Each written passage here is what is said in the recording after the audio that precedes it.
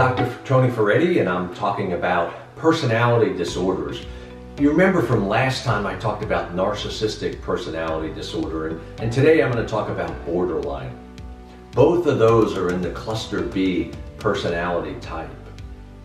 Borderline is an interesting personality disorder. In fact, borderline personality is the most widely studied personality disorder. It can also be a very difficult personality type to treat. So let's talk about it. Let's talk about some of the characteristics of this personality disorder.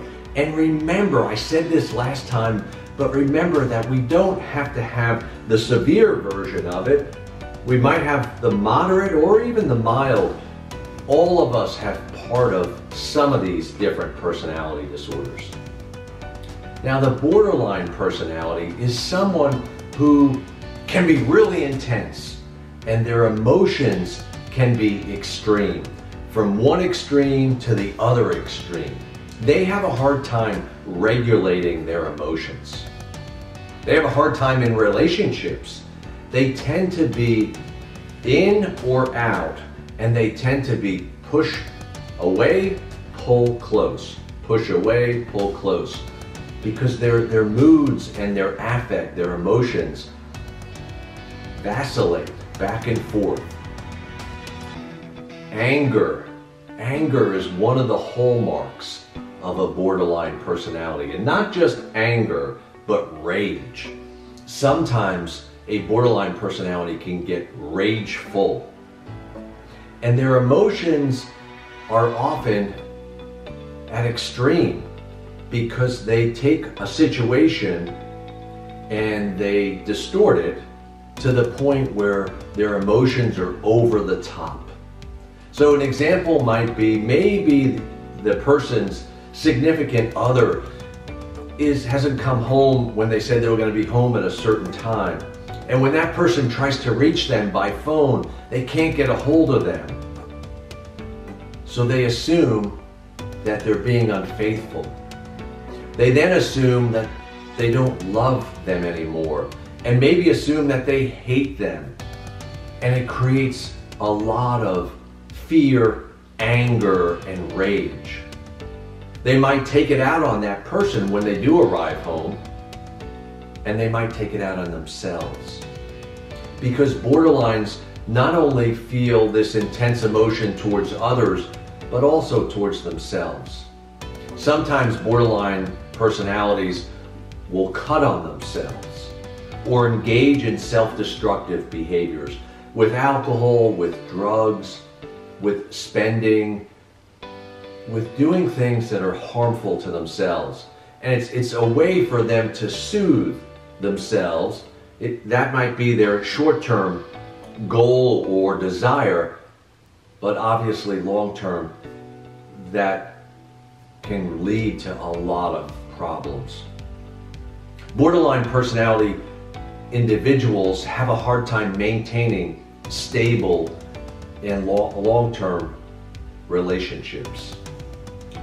They tend to be black and white. Either you're good or you're bad. In working with borderline personalities, I find that sometimes they come in and they're so excited to do the therapy and they feel so good about it, and they think that I am the greatest thing since sliced bread.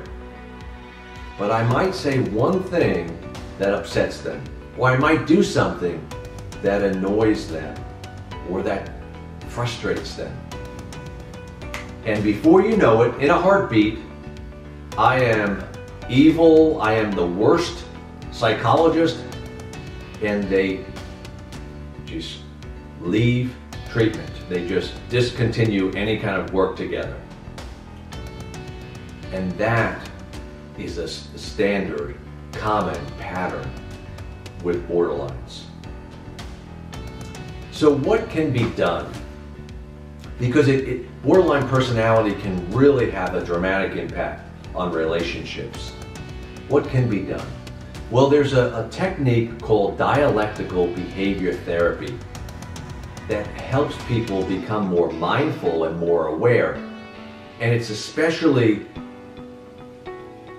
beneficial for borderline personality. It's been around for a while, but it's one that if a therapist is trained in that particular type of treatment approach, the results and the benefits are much greater. Of course, there's also cognitive behavioral therapy, where you work on those distorted perceptions, because often borderlines do have this distorted perception problem.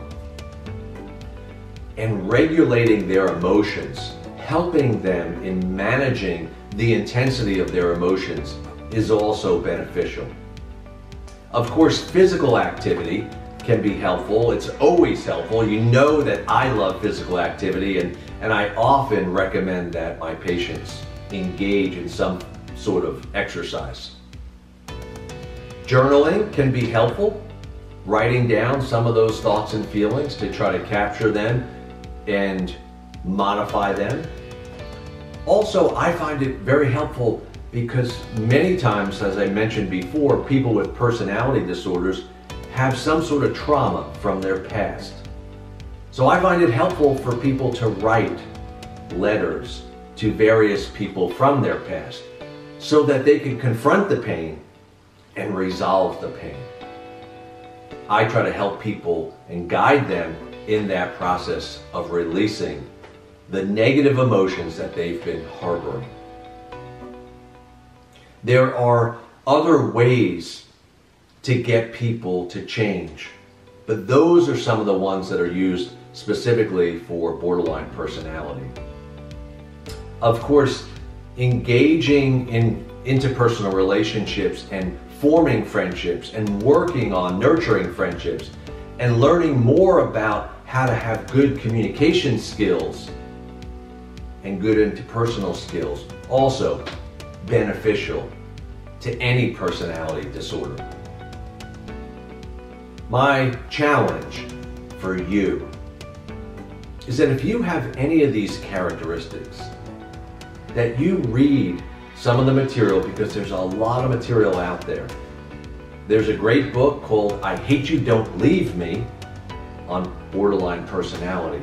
And for families or significant others, there is Stop Walking on Eggshells, another very good book. Or check out my podcasts on my website, and you can find there's one on each personality disorder. This one in particular, I know that I spent a fair amount of time going into greater depth about how to treat this type of problem. Embrace some of the strategies and incorporate them, because it will make a difference. People can change. People do change. Be a part of that process. Until next time, Dr. Tony Ferretti,